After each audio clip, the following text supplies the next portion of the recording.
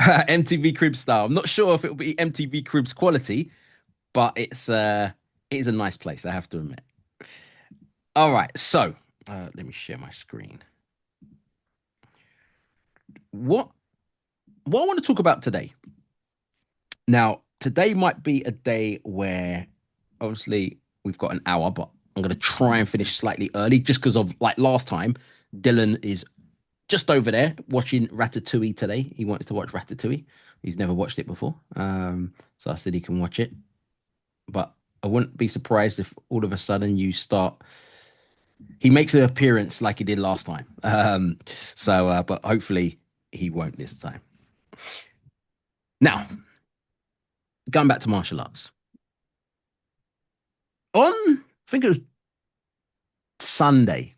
I actually had plans to deliver another session, and then something happened on Sunday, Monday or Sunday, and I thought, actually, this is the one I want to do today. And it all came back to so every Sunday I do martial arts with my teacher, my Sifu, and we was talking about certain things, and he reminded me of something he told me. This is probably about 10 years ago now. And I was doing a session. It was myself and someone else. In fact, if you're from the UK, it was Richard Blackwood. I don't know if you remember Richard Blackwood, but it was myself and Richard Blackwood, and we was with my teacher. And then he gave me some wise words, or he gave us some wise words. And he said to me, or us, I can tell you something right now that will instantly make you better at martial arts.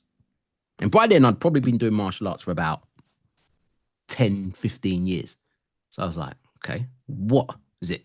Better footwork? Is it better hand speed? Is it better endurance? Is it more accuracy? Is it more timing? And he said something that it just always stuck with me. And he goes, I'll show you what not to do. He goes, if you can take out some of the things that you're doing, strip them down, and these are things I've told you not to do, you instantly will be better. And I never forgot that. I was like, you know what? That is actually true. And I'm finding just from training, and even today, I had a good session with a lot of marketers in the world of maritime, so like big ships, etc. So I was just on a call with them for probably about at its peak is about 90 people on the session, and some of the questions was I was thinking, oh, this is perfect because I'm about to talk about this tonight. And these are some of the things that I'm seeing people doing when it comes to using AI that if you stop doing them, you will be better at prompting or you'll be better just generally at AI. So I'm going to give you, I don't even know how many, but I'm just going to give you some of the things that I've seen people do and just from research and just checking things out, speaking to people as well, that if we stop doing some of these, you're going to be better instantly. So I'm not saying to do this for every single one, but just generally. So one of the first things is, and this is very, very common, and that is a lot of people use AI like it's Google.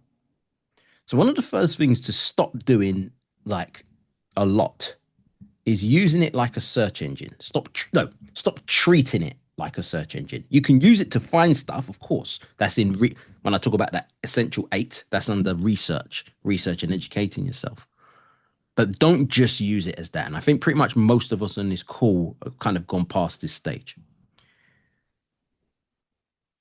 Almost go into it like a thinking partner, a, like a clever intern, or if you're going to keep it relevant to martial arts, a sparring partner. More look at it more like that than a search engine. And I feel that if we stop using it just purely as a search engine, and like I said, I don't think this applies for you guys, or some of you it might, that you instantly see it as a better platform, as in, oh, actually, search. I type something in, it gives me an answer. Now I can question that answer. I can find out a bit more about that answer. I can, rather than go to, actually, there's 7 or 8 or 10 different things on that search page that's relevant to me, I can get it in one. So that's the first thing. Another thing, when we type something in, we get a prompt back. I've seen many people copy, paste, go, or get that answer and just as like, oh man, I'm a bit sad. Let me just accept it. And one of the things I will stop doing is just taking whatever it says first as gospel. Whatever first answer you get is like, that's the right answer.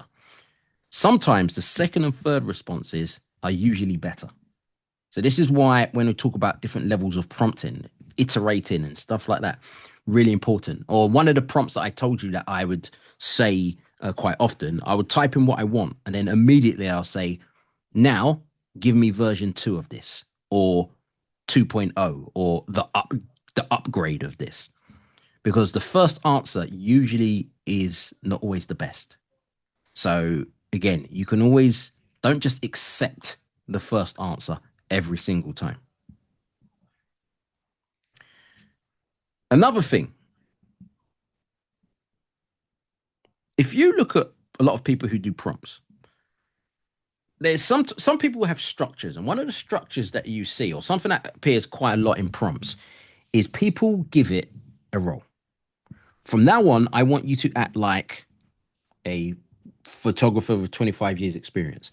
From now on, I want you to act like a business consultant who can get people from A to Z quickly, whatever it may be. I see a lot of people forgetting to do this. Now, I'm not saying to you're a graphic designer with 25 years experience. I actually think by adding the years, it doesn't help that much. I actually think it's better to say you've managed to take somebody from this to this. So, for example, if I wanted to make £25,000 a month, I would say I want you to act like a business consultant who's used to taking or finds it very easy to take people from zero to £100,000 a month. I'm looking to make 30,000. How would you do it? And then sometimes I might say, well, if that's 30,000, what would you do if I wanted to make 100,000? But essentially, stop forgetting to give it a role. Always give it a role. Um, Act as this, be this, because this changes everything, and it ultimately changes the context of things. Another thing that we should stop doing, and this kind of goes similar to just taking the first answer, and that is accepting an output format. So what do I mean by that? Stop ignoring the output format. A white belt prompt would say, do write me this and make sure it's that, or write me a 500 like word blog post on International Women's Day. That's a white belt prompt. But is that the format you want it in? Do you want it to, again, if you're going to do it for SEO, an H1 tag title at the top? What is going to be, add some keywords in the first sentence, put bullet points in it, give it a call to action. It's not just 500 words. You want format as well. So important. It's going to save you so much time. And I see a lot of people not doing that. So a way to instantly improve your prompts is to actually add that. Make sure you can add a format. Of course, on what's relevant. So if I'm putting together a strategy, or let's say I wanted to, let's say if I wanted to put a strategy together for these fortnightly fixes, I wouldn't just say put a strategy together. I would probably say, can you do it in formats? I want you to do it in sections, bullet points, certain things. At the end of it, put key takeaway. That's what I do in most of them. That's a overall instruction that I do with the large language models. So whatever one I'm using, and if you don't know, I've said this on the podcast. If you haven't heard, I've switched. I am now fully into Claude. Claude is my large language model of choice. I'm not ChatGPT anymore. I still pay for it. I still use it, but I'm fully on Claude, and I can explain why afterwards if you want to know why. But format is so important.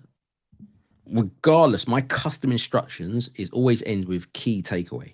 So whatever I do, the key takeaway, just summarize what I'm after in it, or summarize what you've just said in one sentence.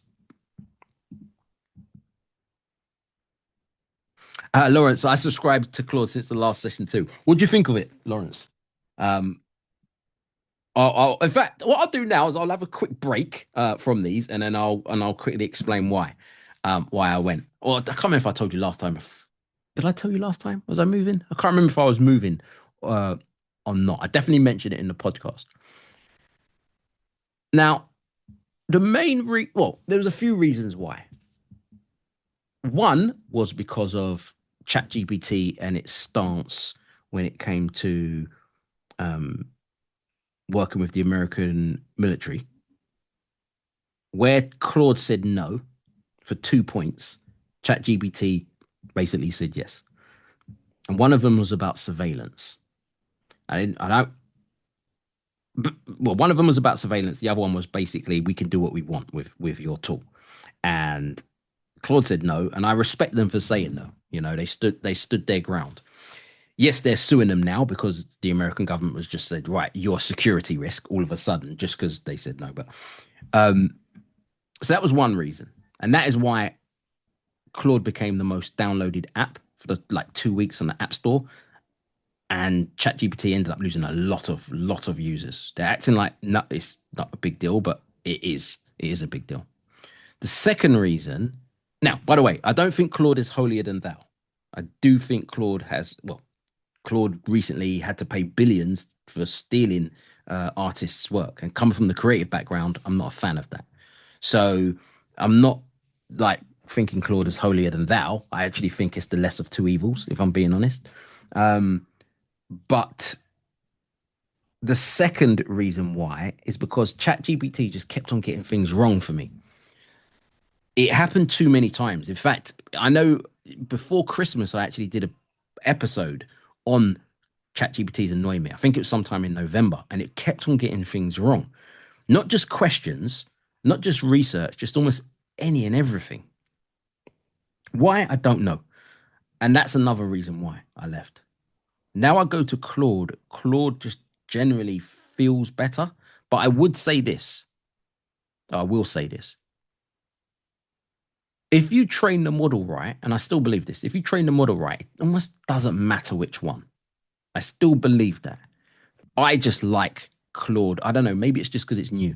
That might be another reason. And I also look at it like if imagine you're working with someone and it's their first week and they do something wrong, you'll be like, okay, cool, it's fine. You know, you're new in your mind, you'll be thinking. If you've been working with someone for 2 years, 3 years, and they're doing things wrong, you're not going to be speaking to them on the same level of patience as the one who's a week. And I think that might be why as well. So, yeah, Claude is still getting things wrong, but I'm not noticing it as much as ChatGPT. But there will be a stage when this honeymoon period is over, and that's when you can really tell. But I think another reason might be because of perplexity. I still use perplexity a lot for any questions. And yeah, any questions, perplexity is the one that I use. So Lawrence said, Gemini told me it would do a better job on what I was asking Gemini to do. And the project was working on was better than Gemini. I have perplexity as well. So I'm getting carried away with subscriptions. Well, Gemini told me that Claude will be better. That's honest. I love that. Um, I completely understand what you mean, Lawrence, about getting carried away with subscriptions. Right now, just large language models. I've got the Pro plan on Gemini, Perplexity, Claude, ChatGPT, and depending on who I'm training, Copilot.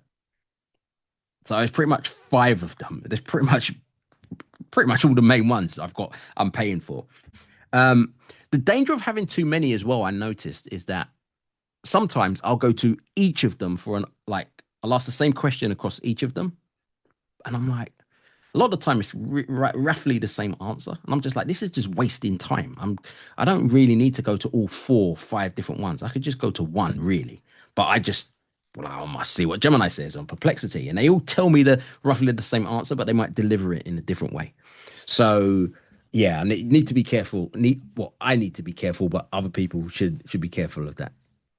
So that's why I made the move to Claude, and I'm playing around with what's called Claude Co-work, and I'm very very impressed with that. Um, you could do a lot of good vibe coding in Claude. I've vibe coded a few things at the moment, Also, you can do a lot of good visualizations as well. Claude, Claude is really good. ChatGPT, I still think is hands down the best image generator, and that includes Nano Banana. I know a lot of people might not agree with me, but I still rate ChatGPT for images and editing. For me, it just does it better. But I know a lot of people that still go with Nano Banana for that. In fact, Chris, a lot of you know Chris, some of you might not, but Chris is somebody I do the other show with. He doesn't use Midjourney anymore. That was quite surprising. And Midjourney came out with version 8 yesterday, and underwhelming. Underwhelming. The feedback wasn't great. And yeah, a lot of people are kind of upset. Just like it didn't deliver on what we were hoping. I'm worried about Midjourney. I don't want them to get left behind. I don't want them to get left behind. And we're starting to see that with some of the big players 2, 3 years ago, especially in the video space. There were sites like Hedra was massive, Pika Labs was massive, Kyber was massive.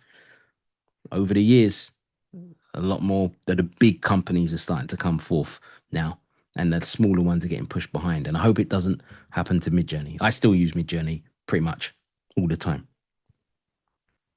Miriam, from a creative point of view, Claude's interface feels warmer and more personal. Yeah, again, yeah, that's a good point. It just does feel a bit warmer. It just gives it a bit more of a hug than ChatGPT. Okay, cool. So let's get back to this. What not to do? As they say, sometimes less is more. And this one is something that I see quite a lot. I was going through, well, somebody was showing me their it was ChatGPT, and I realized that what tends to happen, well, they have a lot of chats. And what I mean by that, is they're starting again. They're constantly starting again. Every time they've got a new thing they want to put in, it's a new chat. That is what also kind of goes into like using it like Google, because you constantly new searches, new searches, new searches. This is why I talk about training. One of the best things you can do, especially with the large language models, is try and keep it as organized as possible. So you know where certain chats are, or even if you've trained certain chats. So, for example, if I'm looking at case studies, rather than every time going to a new chat looking for case studies, I just have one chat, and that's my case studies chat. And because it kind of knows what I'm looking for, I don't have to explain from the beginning every time. I can just say, like 3 or 4 of the last chats that you've done, can you find me 3 ones that looks for these use cases and deliver it to me in the same format as the last one? So you're not starting again every time, because that just, again, wastes energy. You don't need to do that. And something I've seen is a lot of people always starting afresh. So stop starting fresh every single session. Purely because the context is the currency. That's key. Content is the currency. So carry it forward.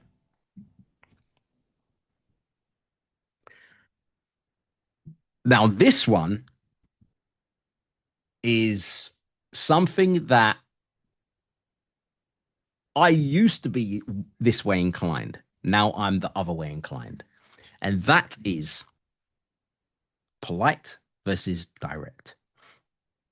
Stop being polite when you need to be direct.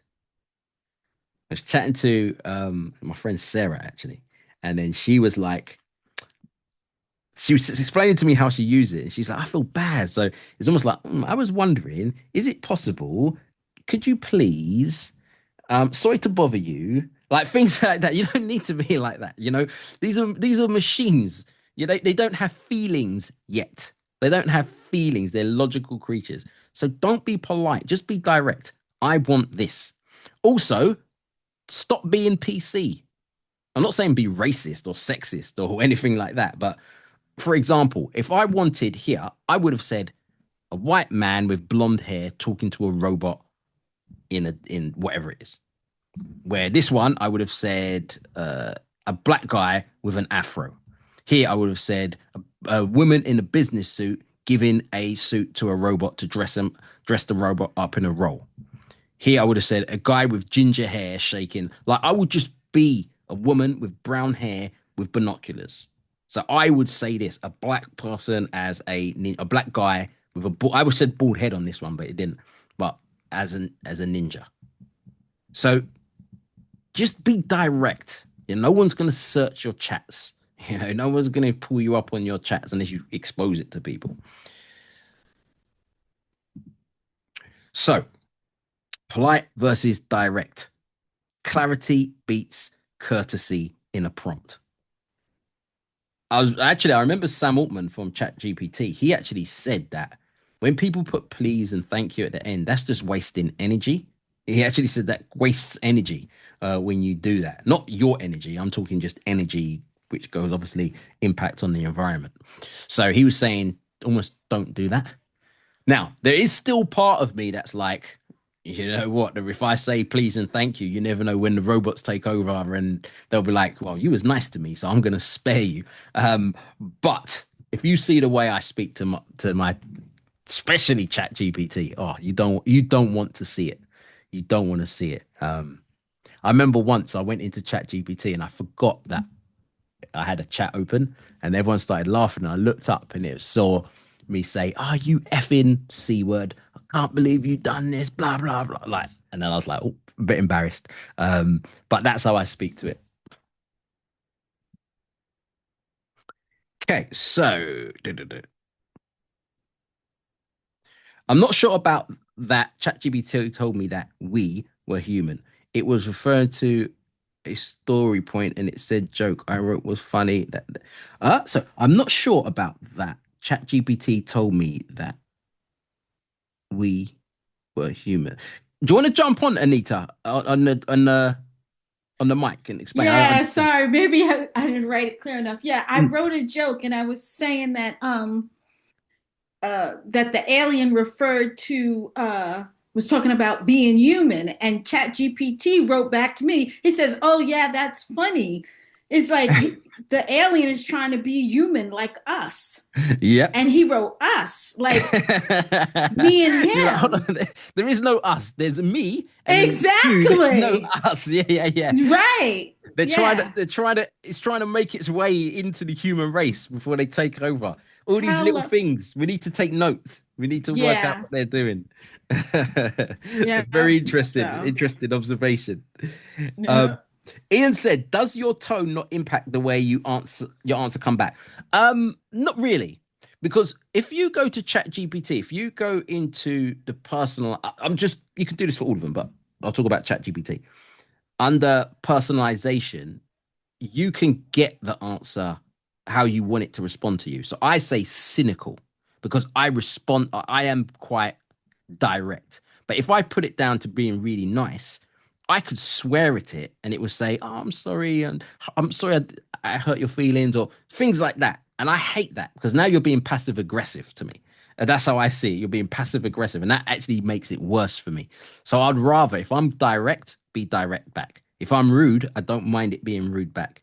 What I don't like is me being rude and then it's saying, "Oh, I'm sorry. I'm sorry to hurt your feelings. I was bad." And now either it's going to be passive aggressive or I'm going to feel bad. So I just rather you just be rude back. Um, so yeah, that's what I've done. Again, feel free to try it. But ultimately, I think I'm sharing. Well, yeah. If you go to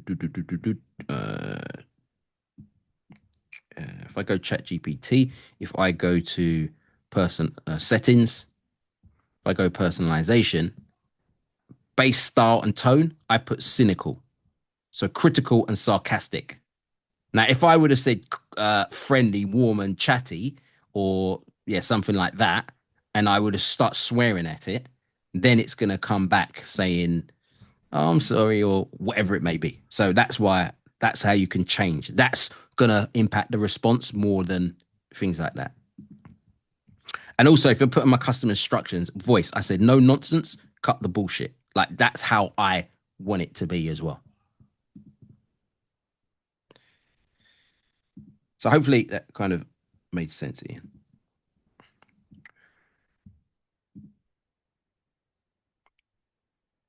Andy, do you think it deserves better results by do you think it nah This is an interesting thing that I heard. I'll see if I can find it somewhere. I know I posted it in the WhatsApp group, and but this would have been a few months ago. And that is not so much the ruder, but if you are rude, you actually get better results than if you're polite.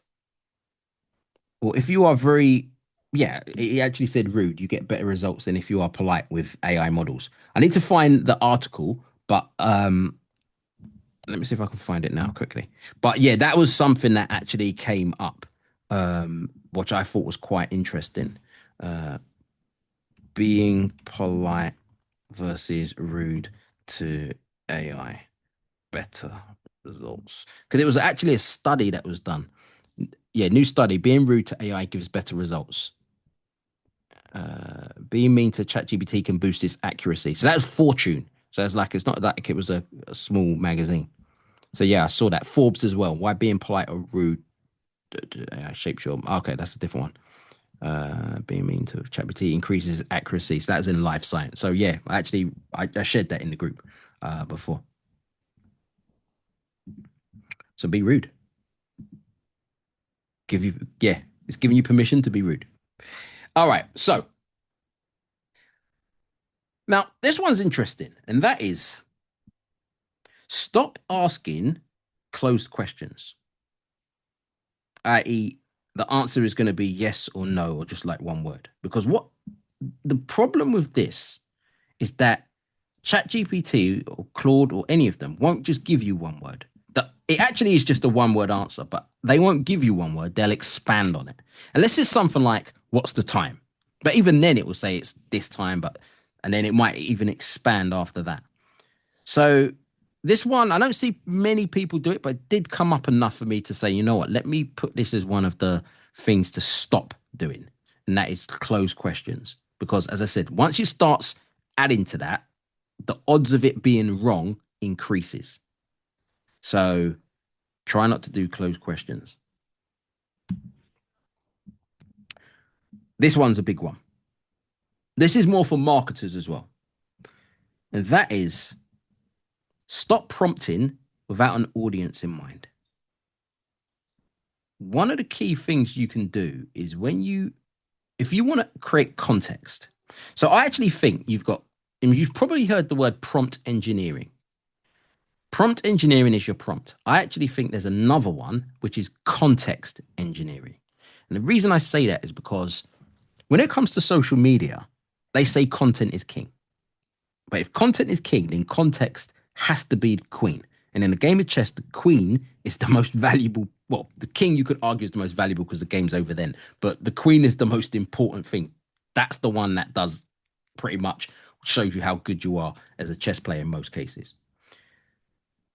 Because context is important on social media and context is important in AI.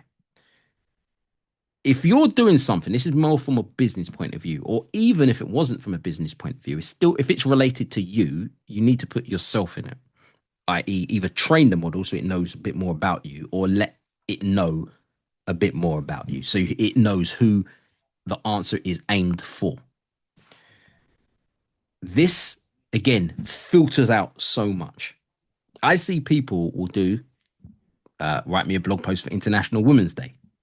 Okay, you're filtering it. It might be like to women, which is half the population still. It's not really a filter. So what you want to be able to do is, all right, who in, well, you won't even have to go into that much detail, but you just need to work out who is my audience. It might be for women aged between this age and that age. So it could be demographics. It could be more psychographics. It's based on behavior and interests. So I'm looking for people that are interested or write me blah blah blah blah for people who are interested in football and coffee. Or it might be data. This is where you might upload some more information so you can find out a bit more about who your target audience is. It's just like if you've ever done ads. Ads, advertising on social media, pretty much it goes down to three filters. Either demographics, which not many people do unless it's something very specific, but that's going to be demographics, psychographics, which is to do with behavior and interest. And that was big for many, many years. But the other one is data, right? Yeah, data. So this is almost the same here when it comes to knowing your audience. And if you want to improve instantly, add an audience or stop not adding audiences. This one,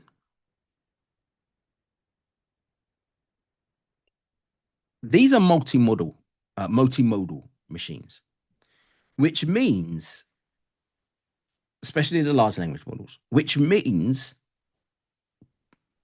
if you just focused on text, you're missing a huge part. So stop using it only for writing. You know, that could be I write something and it writes something back, or it could be a case. Well, yeah, I write something or it writes something back.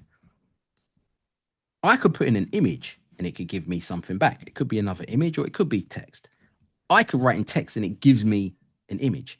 I can, if for example, going back to the 8 essentials, generating content and it just gives me text. But you're also missing videos, images, audio, code.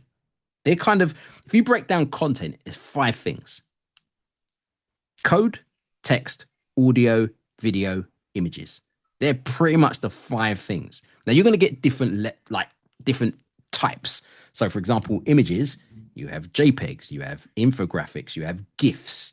You've got loads of different things within images. I mean, videos, you've got short videos, you've got long videos, you've got films. Like you're going to have different levels or different types within that. But pretty much it's going to be 5 different areas of content or types of content. So don't just limit yourself to writing only, because pretty much every single large language model is multimodal, which means it can do a lot more. And this is now. They're just improving. They're just improving. Right, how many more have I got of these? I swear I've got quite a few more left. All right.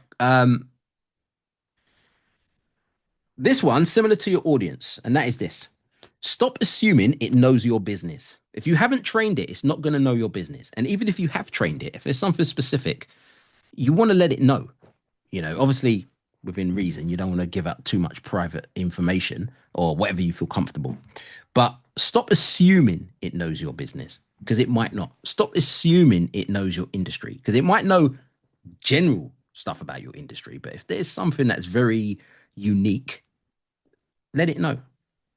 So I see people that will, yeah, they just don't really give it much context about the business and expect miracles.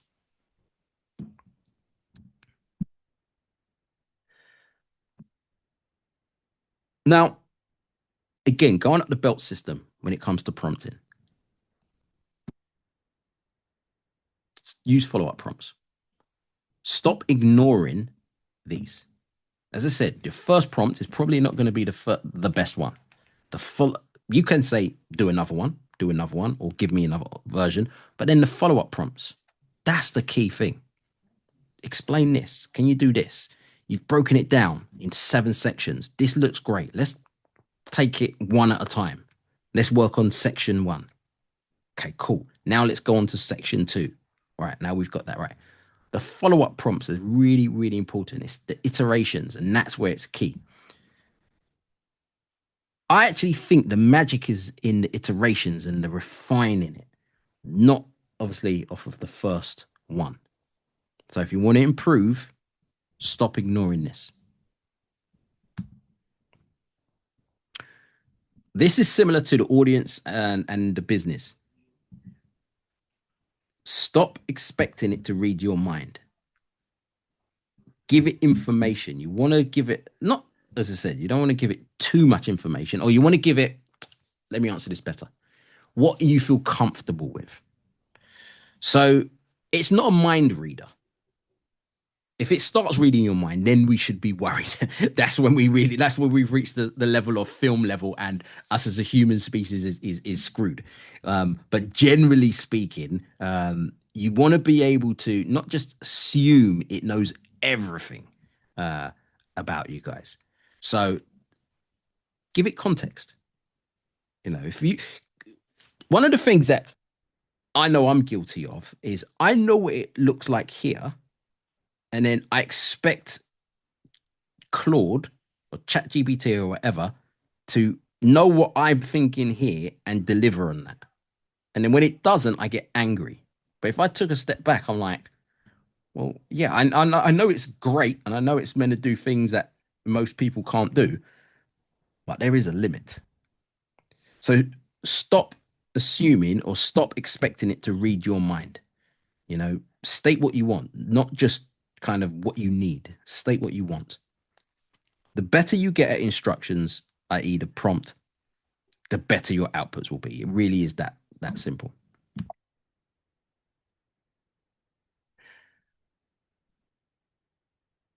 Now, this one here is it's one of the tougher ones to stop doing. And it's stop treating a bad output as a failure. And what I mean by that is when you type something in and you get an output and it doesn't work, don't look at it that the platform failed or even you failed, because that's not going to help anyone really. It's a case of saying, all right, well, it didn't work. Fine. What can I learn from this? Or it didn't work. Let me work out a better way. The odds of it not knowing the answer is very, very slim. That's what I've realized. They pretty much know the answer to everything, or whatever you're trying to achieve, it's possible. Now, it might not be at the delivery level. For example, if I want to make like a film, like I can't just go into ChatGPT or Kling or any of the video platforms and say, make me this film. This is the idea of a film, make it. Because it's not going to do that. It will give me an output. I could put the prompt in and it will give me an output, but it's not going to be what I'm seeing up here. So that doesn't necessarily mean it can't do it in the future. We need to build up to that. But with here, stop treating a bad output as a failure, because a bad output is just a bad output. We just need to work out how can we improve that output so it becomes a good output.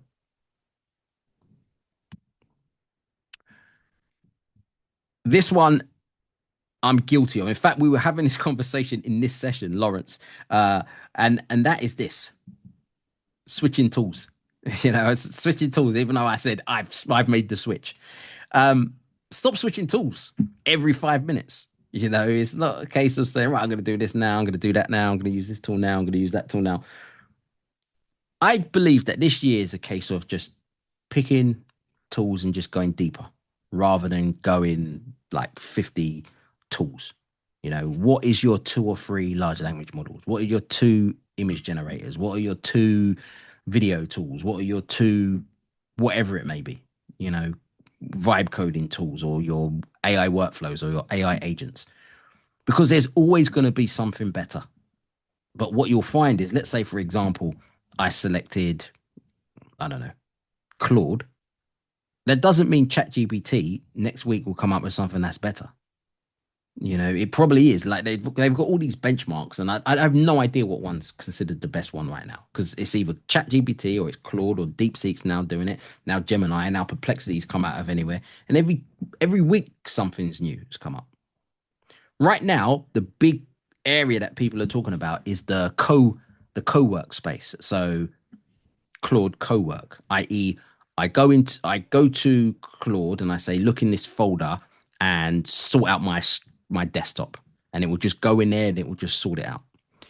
Since it was announced a couple of weeks ago, I've seen not OpenAI, Copilot announce it, and Manus has just announced it. Now, I could go to the latest one, but I'm like, I don't need to. I just stick to whatever one, because eventually they're going to go to the top anyway. So it's like if I wanted to get good at martial arts, there's no point me starting karate and then saying, right, now I'm going to do judo. And I get to a white belt level, not even to the next grade. I'm doing it for a bit and then I really like it, but actually someone showed me, I watched a YouTube video and this person managed to throw a karate person to the ground and they couldn't fight. So I'm going to learn judo. So I get good at throwing. Well, actually, judo is good at this, but you need a gi. So actually, if I get on the floor, how do I defend myself? Oh, I'm gonna have to learn jujitsu. But jujitsu can't fight against people who are kicking, so I'm gonna learn taekwondo. But now actually might use boxing because that's just the cheapest one. Like you don't want to keep on switching. Just stick to one or a couple, and then just go deep in them.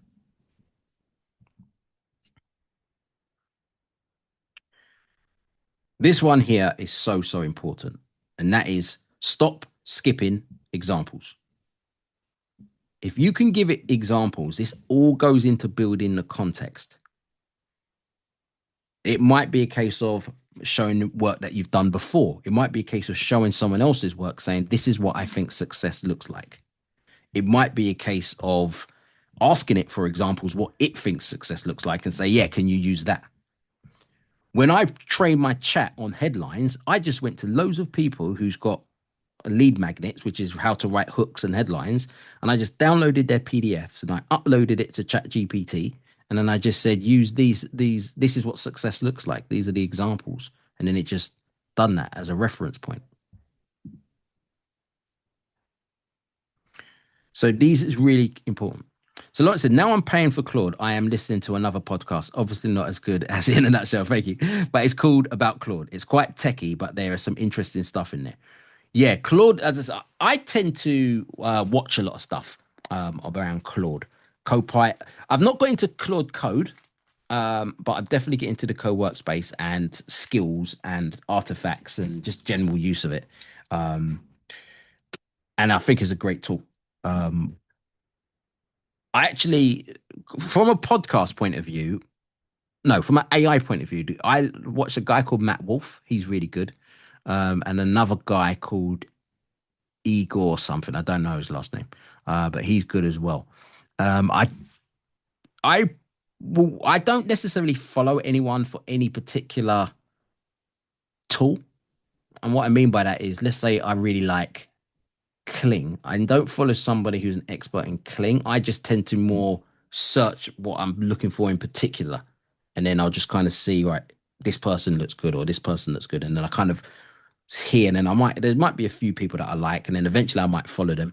Futurepedia is another one which is really good. The guy there, he talks about some good stuff. Futurepedia, um, that's a good one. But I might check that one out about Claude as well. What's the time? Oh, right, cool. All right, so this one here, I think this is the last one. This is the last one. Yeah, this is the last one, and that is stop thinking you need to be technical. You know, the beauty of these models is that you don't need to be technical. It can help, don't get me wrong, but your experience, I'm noticing, helps more. Now, your experience might be technical, but experience helps a lot more.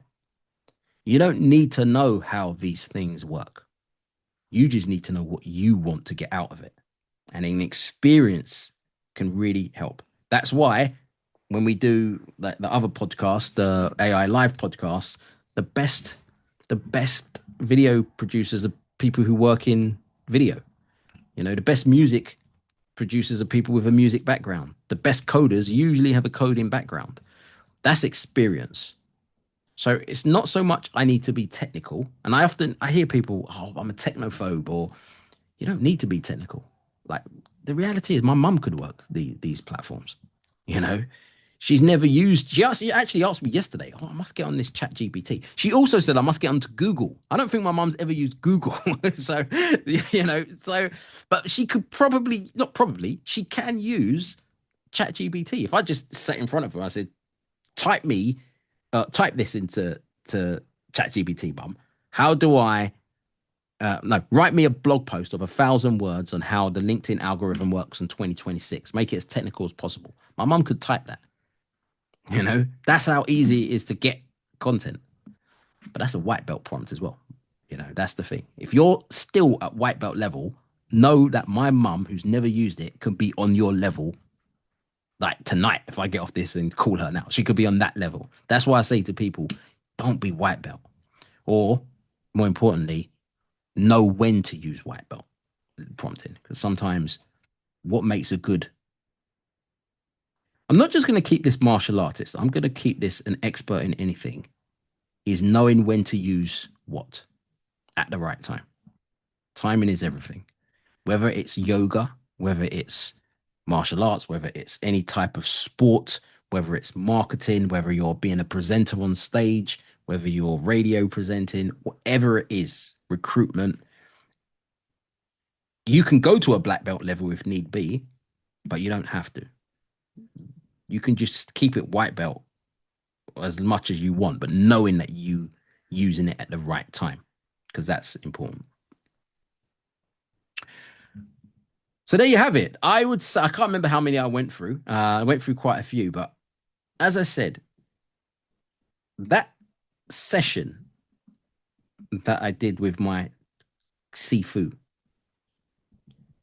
it really stuck with me.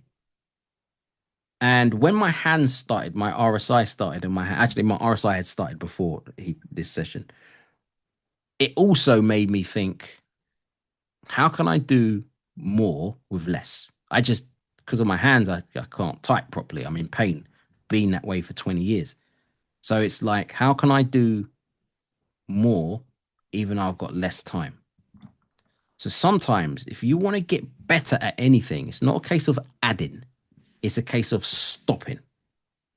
Let me stop doing this. Let me stop doing that. And if I'm disciplined enough to stop doing these things, your output has to become better. Because the things that's stopping you is the things that's holding you back. Or the things that you're doing that you shouldn't be doing are the things that's holding you back. So any questions? Anyone got any questions? So Miriam, no worries. You're offering your time and knowledge like this is invaluable. No worries. Like I said, I want to build a really nice community here. That's my aim. Like if you know anyone, let them know. There's no sales pitch. There's no, what you get with a lot of webinars is at the end, it's like, wow, now go onto my website and then putting together a course. There's none of that. I've got nothing to sell, to be honest. Unless you work for a corporation and you're interested in training. As I said, for me, I'm training entrepreneurs, people who work in organizations, but has an entrepreneurial mindset, because you want to be indispensable.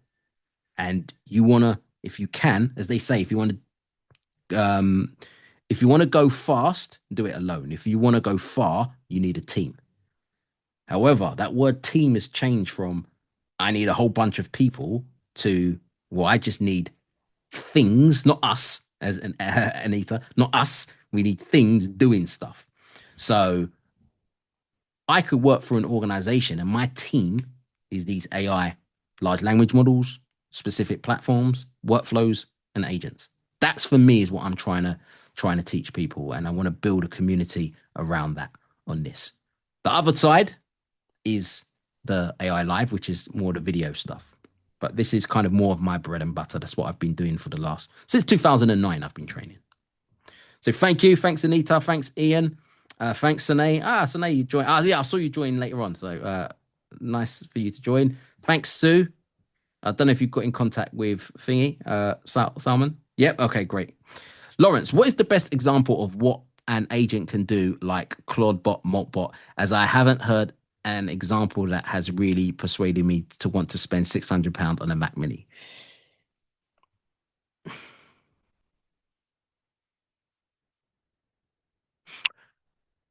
I've seen, one day I'm going to have to get my ex-flatmate to come on here, Joe, because we're always coming up with crazy things. And Joe's done a few interesting things recently. I'll tell you one thing, and that is lead generation in recruitment. And I'm not going to get into the areas, but he's basically got Maltbot, or so Maltbot, if you don't know, or Claudebot, or well, it's not Claudebot because Claude was about to sue him, but these platforms, you set it a task and it just goes and works for you 24/7.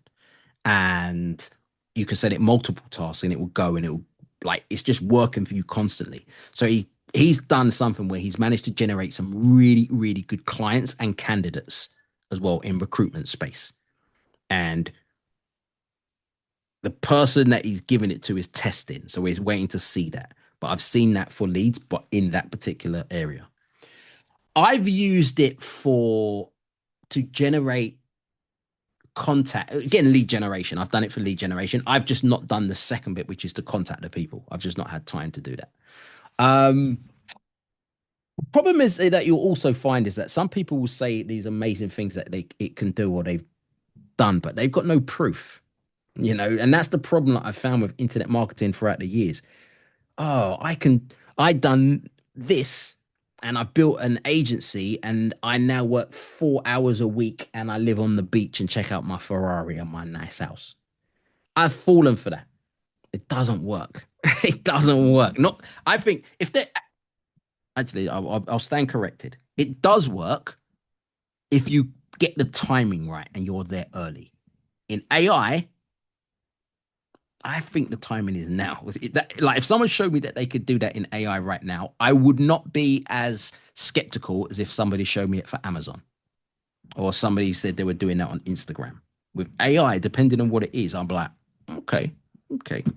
I actually think slow, steady consistency wins the race. You know, I'll hey, I'll show you my new house. When I move, I'll do the MTV Cribs thing. It's not quite MTV Cribs, but it is a nice house. Um, I understand about persuading to get a Mac Mini. I'm gonna get a Mac Mini. I'm actually about to get a Mac Mini, but not for that. I just need a desktop computer. So I actually thought, you know what, let me get a Mac Mini. So I'm actually gonna get it for that reason. But not necessarily for Claude. Again, I'm still waiting to find a decent thing. Perplexity has got something called Computer, which does pretty much the same thing as all of those Clawbots and all of those things, and it is safer, but it's more expensive to run. So that's Perplexity Computer, and that's going to be something you'll probably see on ChatGPT and definitely Facebook because Facebook basically bought Clawbot or whatever it's called. Why is it skip? Yeah, it's not. Is it Clawbot or whatever it's called? I can't remember what it's called now at the moment. But yeah, they bought the guys who ran that, and they also bought the one who done Maltbot or whatever it was for the AI the forum. So they've got those guys as well. So you're going to see Meta do something. When I give ChatGPT a prompt, it will spit an answer out, say it's great, but then I challenge it to make it better. It will refine it again and again and again. I wonder if there was a way to speed this up and arrive at a destination quicker. Um, Again, you can do it that way. What I often do is sometimes I'll just say after three, I'm not going to do anymore because then it's a case of is it really better? Yeah, I don't think it is. I often just add a bit more at the beginning. So I might just say, think hard about this. Don't just give me the first answer. Think hard about this. And then once you've come up with an answer, think again. I actually put that in the prompt and you see it thinking and thinking and thinking. And then or something like break down exactly how you got to this answer or give me version two of this. There was an episode, I don't know if you were on it, but you might be able to go back to some of the old episodes where I broke down my top prompts because in that I'll tell you it's got the exact prompt that I type in for that. Just started using Claude since last week, and it definitely seems much more efficient. Yeah, definitely. Claude is, like I said, I'm a big fan. However, Perplexity, if I've got a question, Perplexity is the one that I go to, hands down. All right, cool. It is 9 o'clock where I am. Dylan has not interrupted once, which is either he's watching the cartoon or I don't know what he's doing. So I best go check on him. Thank you very much for listening. You're going to get, like I said, this will go up. It'll pretty much go up straight away. But if you're on the email, I'll put it on there. I am, yeah, well done, Dylan. I am, as I said, I'm going to start, once I move, I'm going to be starting to do YouTube a lot more. I'm really going to get into YouTube when I've got more. I'm going to do weekly ones. It's going to be me speaking about something, then I'm demonstrating, and then me kind of speaking about something else. I'm going to do a lot more in the vibe coding world, a lot of that. But ultimately, it's about simplifying generative AI for entrepreneurs and anyone else who wants to basically take advantage of this golden era. Brilliant. All right, then, guys, we'll have a good evening. Take care, and I will see you either on LinkedIn, the podcast, the WhatsApp group, or in the next couple of weeks. Thank Take care, you. everyone. All Take right, care. Bye bye. bye-bye. Bye. Bye bye.